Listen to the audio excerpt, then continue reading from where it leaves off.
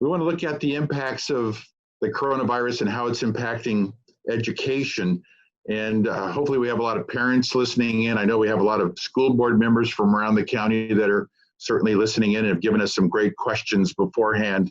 So with that, we want to know what the impacts are on the shutdown of education in Orange County and the state of California and the nation. So I am really excited to have you on, Dr. Williams, as a member of the Orange County Board of Education, longtime member. But the Board of Education is broken up into 5 individual districts, which are not the same as Board of Supervisor districts, but in the same kind of construct. Dr. Ken Williams is a father, professor, and family physician, and he serves as a representative to District Area 3. He is dedicated to his career in helping children and families as both the trustee for the Department of Education and a physician at Children's Hospital of Orange County, Hoag Hospital, and St. Joseph Hospital. His volunteer work includes helping children through medical missionary groups, assisting the homeless, and women's shelter through the Orange County Rescue Mission, and protecting public safety while he is on patrol as a reserve officer for the Orange County Deputy Sheriff, or for the Orange County Sheriff's Department.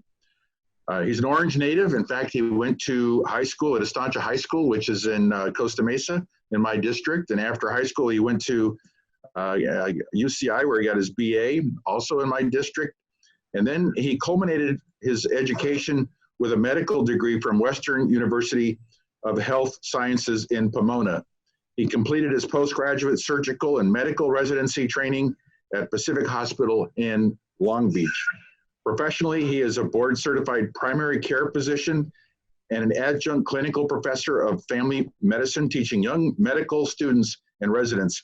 He is on staff at St. Joseph Hospital, Hoag Hospital in Newport and Irvine, both in my district, and the chairman of the Family Practice Department at Children's Hospital of Orange County. You've got a wonderful resume, Dr. Williams, and we'd like to at least now give you a few minutes to do an opening remark. That's sort of how we're doing this opportunity, and I hope that we can hear you. Okay, yeah, this is my first time on Zoom, so it may be bad at my end. Well, yeah, we can hear you. So I've introduced you, and I maybe didn't say that I had the privilege of serving as the treasurer tax collector for the County of Orange for 12 years. And that made me the treasurer of all the school districts for the county, but it also put me in direct contact with the chancellor or the superintendent of the district and so we worked together. It was John Dean when I first started, and sure, yeah. And so just lots of fun working with the Department of Education. John Nelson was my first key contact. He's since retired, but it was a big help. So I've had a lot of fun with the Department of Education over the years, and we're glad to have you on board, and thank you for putting up with new technology. I'm on. Okay. Well, thank you, my dear friend. It's a pleasure and honor to be a part of your podcast. And I think the podcast, this is certainly not planned. Nothing's been created as far as the playbook for what we talk about. So it'll be an extemporaneous, spontaneous conversation about issues. And first, let me just say about the COVID. I think it has reached a point where things should get better, and we're going to be seeing less cases. I know that there are certain areas like Los Angeles that is more impacted than Orange County and other parts of the state. Certainly other parts of the state, especially the rural counties, they can certainly be opened and go on at a regular pace. So I know that this is difficult for people like myself who are in private practice. For myself, it's hard not having an income. Your overhead expenses, your payroll expenses, everything still continues. So that's impactful. And plus, I'm looking at this COVID virus. We're still learning every day about it. It did come from Wuhan. I believe it came from the Chinese viral level 4 lab there. it was terribly handled by the Chinese government. They certainly didn't act in a very responsible way. And now we're going to have all this economic impact. And we see the impact upon every sort of structure and stratosphere of states, both at the private level as well as the government level. And for getting down to why you wanted me to come on is to talk about what's going on with education during this time period. And we know that the schools have been closed for several weeks now, probably about a month and a half. Our county superintendent, Alma Harris, took the lead before Gavin Newsom did in recommending that school districts shut down all of their schools. So we actually were ahead of the curve here. And I give credit to our superintendent for that, for taking the leadership. We know that our kids are out of school. Some kids are very involved. Some kids were not impacted very much by this pandemic because they're in online or distance learning environments.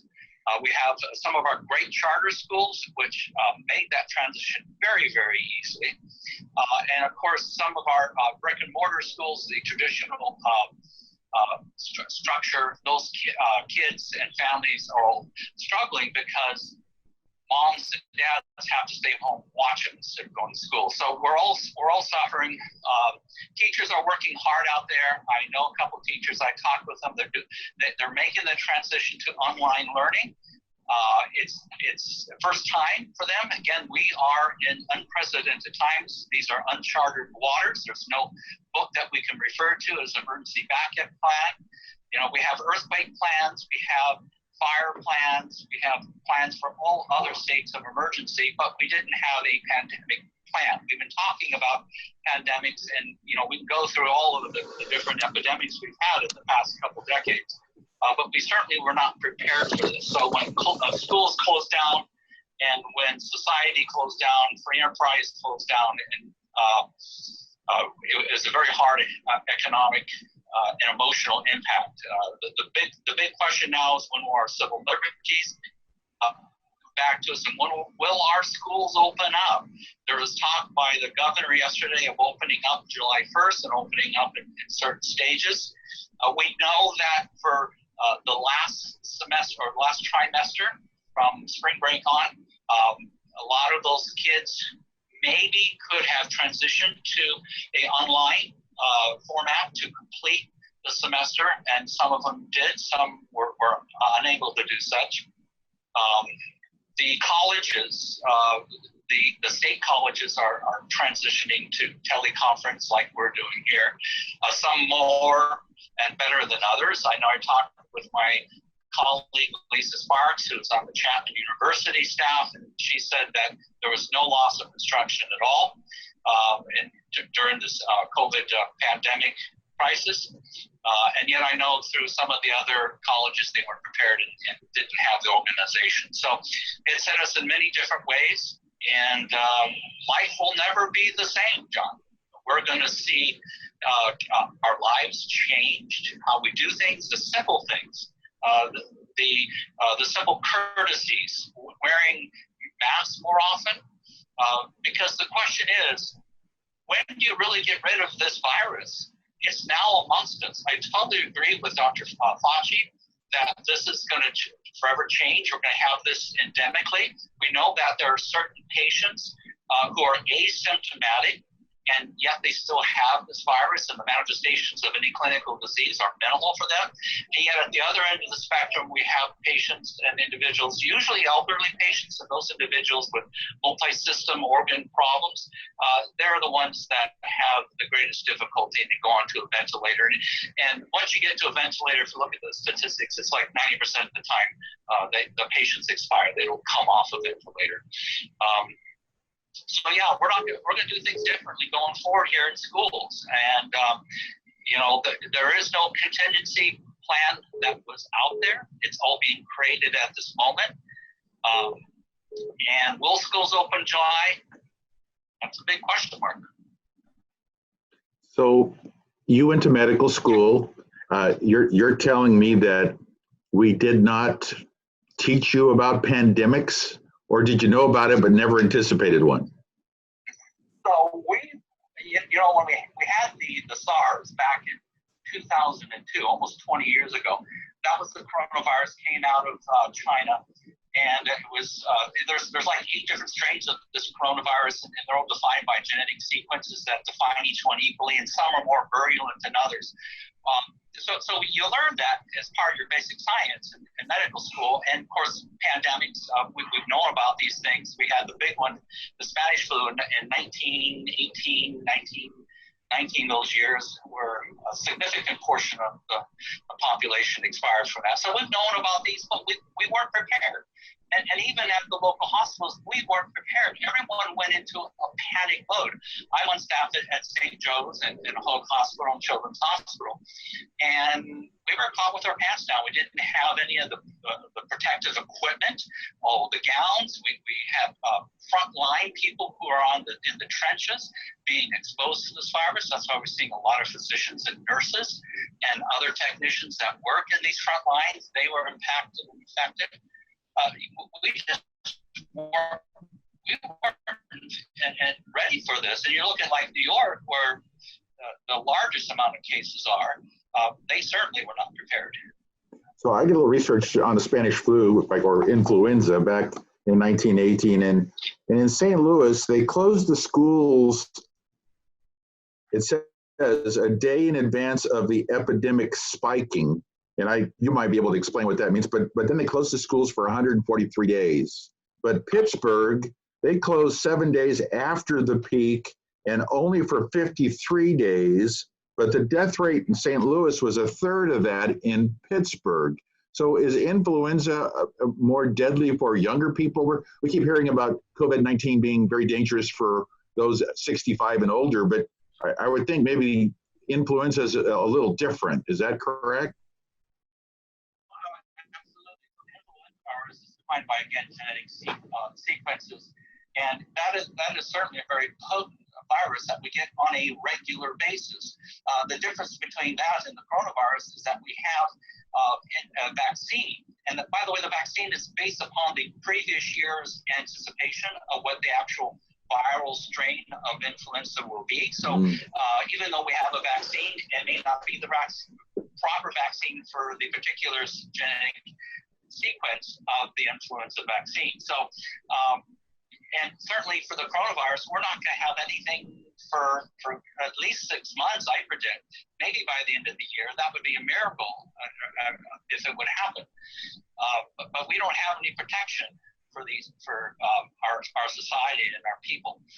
So yeah, it's going to be difficult because we're going to have people who are asymptomatic, who are carriers, who are giving it to people who are not sick, and these people who are susceptible at higher risk will be the ones who will suffer the greatest mortality and morbidity. The younger people may be asymptomatic carriers of this, and that's why we see young school children. They really aren't a big part of the morbidity and mortality of this COVID virus epidemic. So, the question now comes back to, when do we open our schools? I think it was if you look retrospectively, I think it was a good decision by the school boards and the county superintendent to recommend closure of schools. I think parents would demand that. But certainly we had no game plan, John. But the governor stated maybe July we might see students. Do you have any thoughts on that press release yesterday? Yeah, so starting up in July, I think a lot of parents would like that. And then there's a certain group of parents that are not going to be bringing their kids back to school at all. They're going to be homeschooling them. And that's where, if we get some time, we can talk about the options for those families who don't want to return their kids to the regular schools, because there are lots of good charter schools we have. Charter schools are public schools. Is your audience mostly here in Orange County? I would think. Okay, so we have lots of great charter schools that are growing, that are online. We ourselves at the County Department of Education have an incredible homeschooling program. That's a very individual program called CHEP. So that's a homeschooling program. So I think that this epidemic is going to change how we go to school. And I think it's going to have a negative impact on the public school system because they're ADA. ADA is average daily attendance. That's how the schools derive their funding for their schools. They're going to see things change once we open up. So ADA, just for everybody watching, is average daily attendance. And you can be a school, a public school, and you get paid for every day that that student attends school. But you can also be a basic aid school district and derive your revenue source from property taxes directly. So I think Newport Mesa Unified and Laguna Beach school districts are basic aid. I'm not sure if there are more. Okay, and so it's real critical that the kids actually show up so that the state then pays them to do their budget. So right now we've got school districts where administrators and teachers and everyone is at home, sheltering at home. So how are administrators doing? And then tell us what's the life of a teacher now? So the life of a teacher is actually more busy now than ever because they're creating individual online courses for their kids. Now, is it going to be the same academic impact? Is it going to be the same stressful classroom environment? No. I think it's kind of difficult as we're all learning this new technology, just like the Zoom here today. We have to go by telephone. For some reason, we can't talk through the Zoom application on our computers. So we're all learning how to do this anew. This is all fresh. And there are lots and lots of vendors that are coming out with online learning programs. And so you better believe that if the public school, that particular district, doesn't have an online program, they're going to lose that ADA. And that would be a travesty for many of these school districts that are on the border of economic insolvency already. What does that mean? So there's a lot of school districts that get enough ADA because we're in a decline in the number of attendance of kids in public school right now, and most districts are in a decline. That means they're getting less revenue in from the state. And so for those school districts that are getting less revenue, they have to lose maybe 10% of kids that will transition to an online learning environment outside of their school districts. That may be enough to teeter them to go into bankruptcy or to significantly cut back in their staff so they can have their budgets be balanced. But at the state level, you get Prop 98 funding. So school districts, all 944, receive about 40% of the general fund revenues. And those revenues have been going up every year. So how can you explain why some of these school districts are teetering, even though the revenues have been going up at a nice clip every year? Well, I read your emails, and I think the debt for the pensions in the state of California for STRS and PERS is at a crisis level. If we look at the debt for California compared to our nation, I mean, we rank up there. Tell me, are we number 1 or 2? Oh, I'm not going to help you. Oh, okay, we're really high on this, and our ability to pay for the future expenses is really getting more difficult now. And you're the expert on that, but we can't keep on passing down this debt to our grandchildren and their children. And that's what we're doing here. We don't have the physical solvency. We don't have the physical wherewithal to understand what's going on with the state and with all these expenses that are out there that we have to pay at some time. We have grown in our budgets. We get more money. I see a lot of wasted money in education budgets. We have a lot of fads. We have a lot of programs. The government loves to spend money. And a lot of these programs really don't add anything to the direct academic instruction or the learning environment for the kids. They add a lot of administrative overhead and expenses, and I really don't think that the data is showing that we're gaining anything. In fact, if I can share something here, Please bear with me because I'm going to show you some things here. Can you see it? Yeah, I've got Mississippi and California. Yeah, so if we look at Mississippi, California used to be the envy of the United States as far as where we stood in educational rankings. We're no longer up high. We are at the bottom tier. And that's because we lost the instinctive, intuitive understanding of what is the purpose of education. What is the primary purpose for our schools? And we've lost that concept over the decades. You know, John Dewey, yes, he did have a significant contribution several decades ago, but we're losing the focus from a governance perspective. We look at our founding fathers. We looked at what they thought about education. It was to make great leaders. It was to impart academic knowledge and facts. It was about reading great literature and developing yourself. Now, what's happening in education is it's all about political correctness. It's all about guarding the concept of identity politics and dividing our country by identity and politics. And we're losing the focus. Parents aren't involved like they used to be. And maybe that's just because of the economic challenges that we have.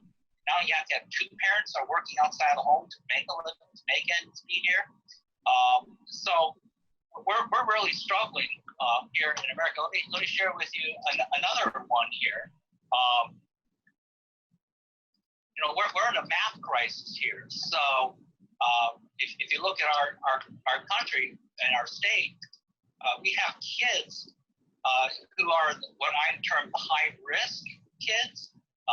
These are kids that don't have an intact nuclear family.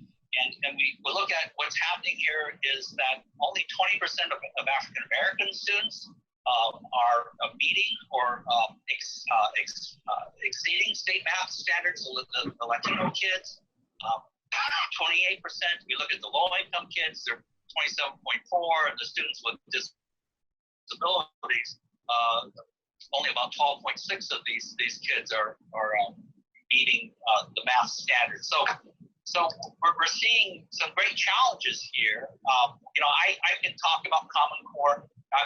This is going to be my 25th year on the County Board of Education, so I have some historical memory here on all these programs I refer to. But each year we've gotten worse and worse here in California because we developed a standard called Common Core, which actually weakened academic standards to the lowest common denominator. So, yeah, we're not the same state as we were. Well, if I could interrupt, Ken, Governor Brown had the local funding formula. So shouldn't Orange County school districts have additional funding to deal with these groups or these demographics, or we can help these kids a little more to get them up to the right level?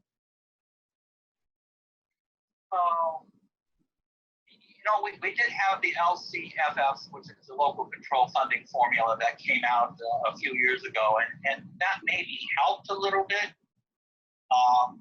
We had the local LCAP, local control accountability plan, may have helped out a little bit. Certainly all of these plans increase the administrative oversight and expenses of running a school. I'm not so sure if you look at all the data that I'm showing you, that it's made a difference. You look at like the slide I have up there, where we have California divided into those in low incomes and those in higher incomes. And definitely, there is an association with poverty and income with educational achievement gaps. So we're seeing this dichotomy. We're seeing this fork, this Y in the road, where kids are going to higher levels on the ladder of the academic ladder. Those are the kids that are usually in the intact nuclear family. Those are the kids that usually have mom and dad helping them out at homework every night. And those are the families that are involved. And unfortunately, we live in a very stressed out social environment and culture, especially here in California. And it's very diverse. I like diversity. I like the fact that we're all different, but we're really hurting ourselves, I think, academically by decreasing this academic standard that used to be higher. We used to be the envy of the country with our scores. Here's one. If I can share this one, if I can find it here. And this is one that's sad here. So if we look at the current rate of improvement, Latino students will not be or meet all of the proficiency standards until the year 2071.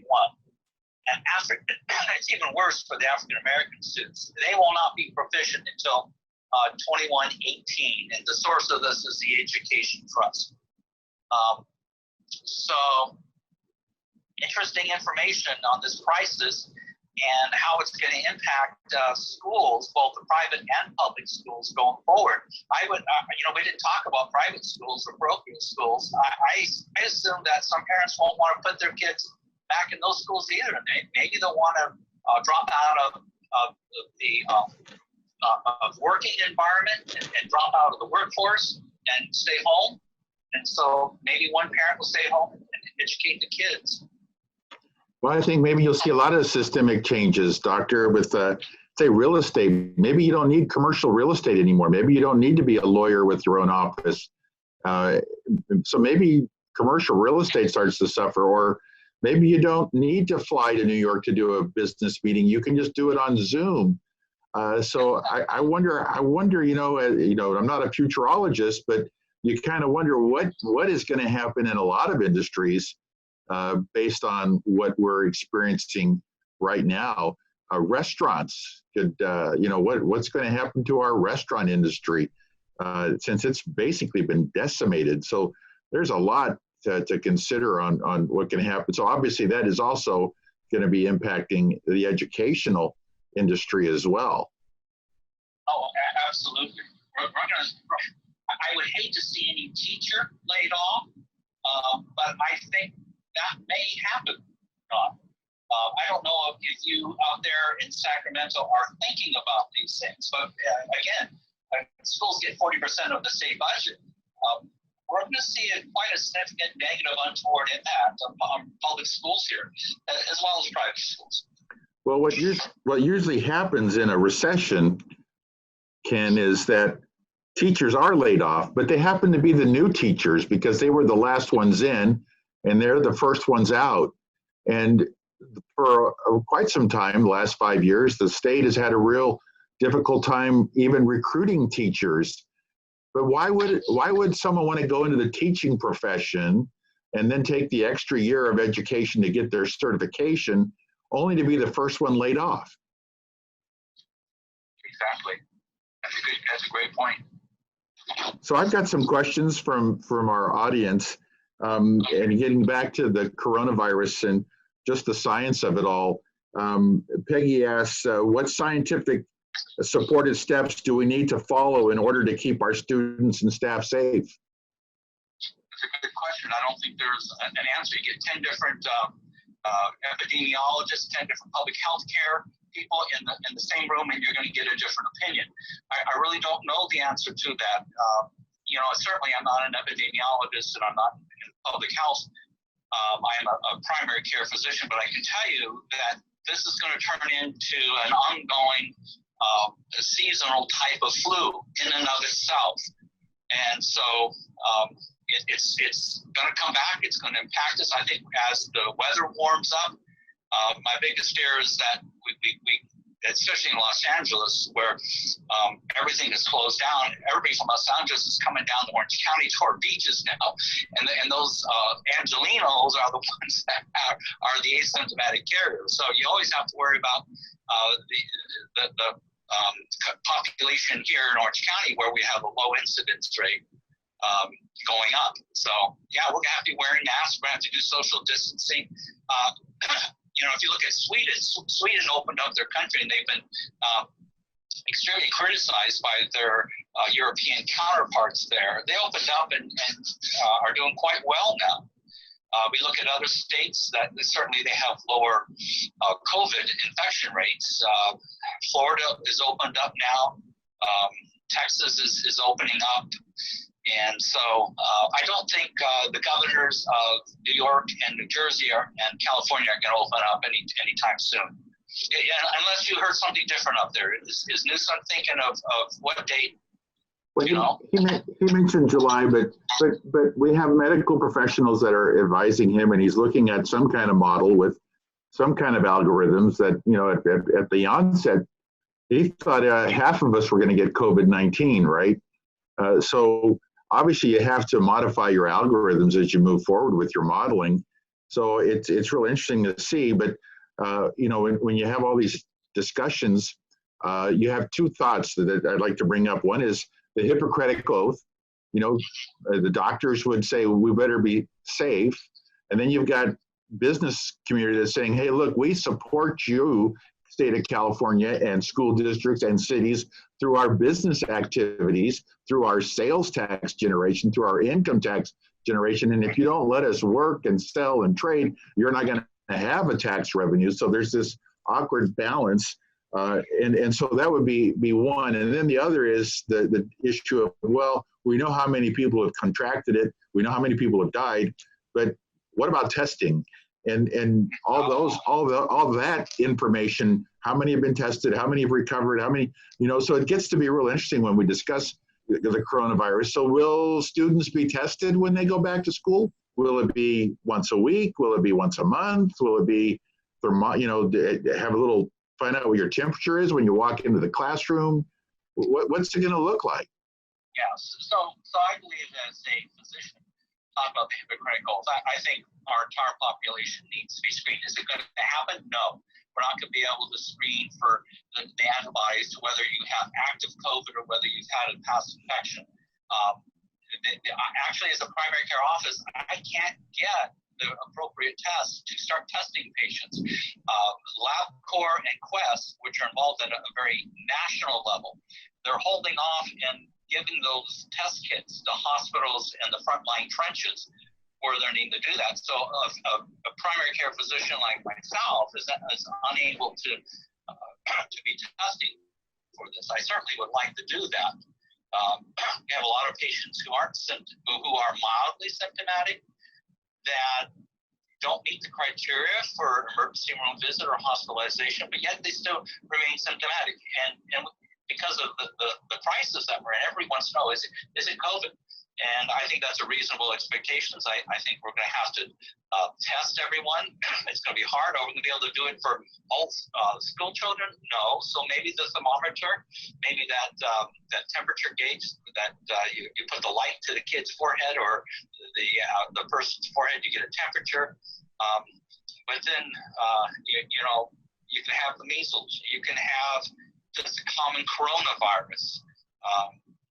You can have lots of different infections that kids have naturally, and it's not the COVID. They're not going to die from it. So it's again uncharted territory here, John, and it's very interesting what we're going through. We are all in this together. Sometimes we look at the national level and we really get divided between what's happening at the national level. With the division and the divisive words and all the angst and antagonism. This is really causing us to be one people. We have to think of each other. We have to think of what's in the best interest of the people. And you brought up the economic component, the economic engines of what really runs this state. If we keep on shutting down or keeping closed all those businesses, there is no state government. There is no state entity. So there's a balance here, and I don't think we will ever have the right answer, to be quite honest with you. So school starts, it opens. What are the protocols? Will all the kids be wearing face masks? Will they be wearing gloves? Will they be told to wash their hands between, classes? Will they be told to stay 6 feet or more apart? What does the world look like, and where is the funding to help, say, those groups that need special assistance? Special ed has always sort of been suffering, right? So absolutely. So where? Especially high-risk kids. Those are the ones that we care much about. And But my question for you is this going to bankrupt us? The more I'm talking with you, the more I'm thinking about really negative outcomes and consequences from this. Well, Ken, the state of California has already had 3.4 million people file for unemployment benefits. That's just in the last 6 weeks. That's more than we saw in the 59 weeks of the Great Recession just in the past decade. So this mother of all recessions has come on like a heart attack, right? And it is devastating. That I went to Second Harvest Food Bank, their food distribution at the Honda Center in Anaheim a couple Saturdays ago, and the lines of cars was heartrending. That the amount of people that have already exhausted their savings, you know, and they're trying to figure out, you know, how to make it all work. And so, yeah, we haven't seen a pandemic. I don't, you know, I grew up and I learned about the Great Depression.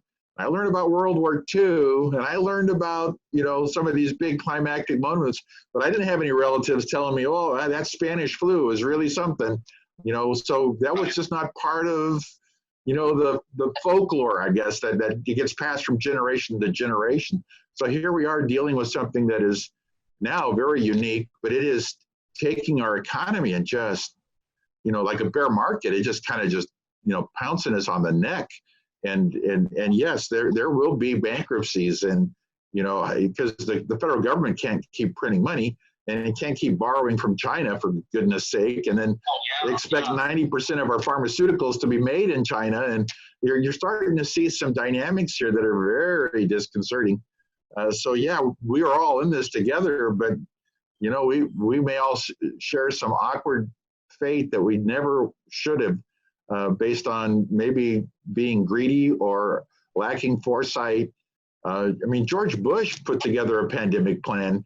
Arnold Schwarzenegger put together a pandemic plan, but President Obama let it dissipate, and Governor Brown gave away all the equipment, the PPE. You know, it's just, so here we are, like, you know, like you said, with our pants down. So do I have all the answers? No, but we want to make sure, you know, our kids get a good education and move forward. We know this is like the Spanish flu, like the influenza.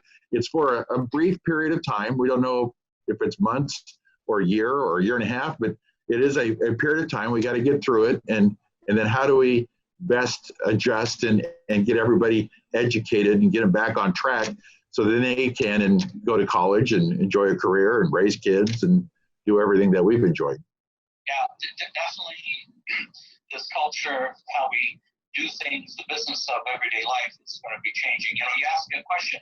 Our kids can be going with masks to school, and I would say that I have grandchildren now that are going to school. I would say, yeah, they need to wear a mask. And any kid that is sick should not be brought into school. But we all know that kids come to school who are sick because the parents have to go to work. It's more convenient to leave them at school. And so that's where some of these new cases will be, and that these sick kids will be in contact with one another. One of the thoughts, though, from a medicinal scientific perspective, is that these kids, this generation, will be protected against COVID because their risk for significant adverse morbidity or mortality is quite a bit lower. So most of these kids will survive. They'll have a cold-like symptom. They'll have like the flu or any of the other viruses that are out there. And there'll be a generation that will be protected against COVID. Problem is, old geezers like you and I, Easy. Yeah.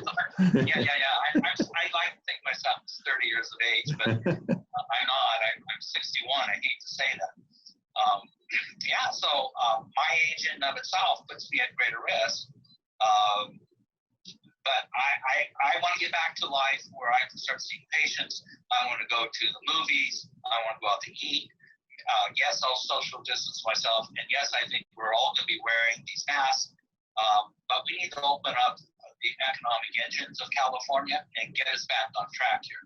certainly we don't want to lose any more civil liberties. I think we have to be selfless, think about other people. If we're sick, once the diagnostic testing is more universal, it should be coming out. We hear from the briefings from the White House every day that we'll be having. The President Trump is driving up the number of tests that we should be getting and receiving to start testing for all the population. I look forward to that happening. May I ask a question? No, you can't ask a question. In fact, you just made a great closing statement. Oh, what time is it now? It's time. We're actually kind of went over time a little, Ken. So I want to say that thank you to everybody that's been watching and listening. We have asked all the questions we've received. Sort of, I snuck them in. I just didn't give the askers the credit. So with that, Dr. Williams, thank you so much for your participation, and God bless.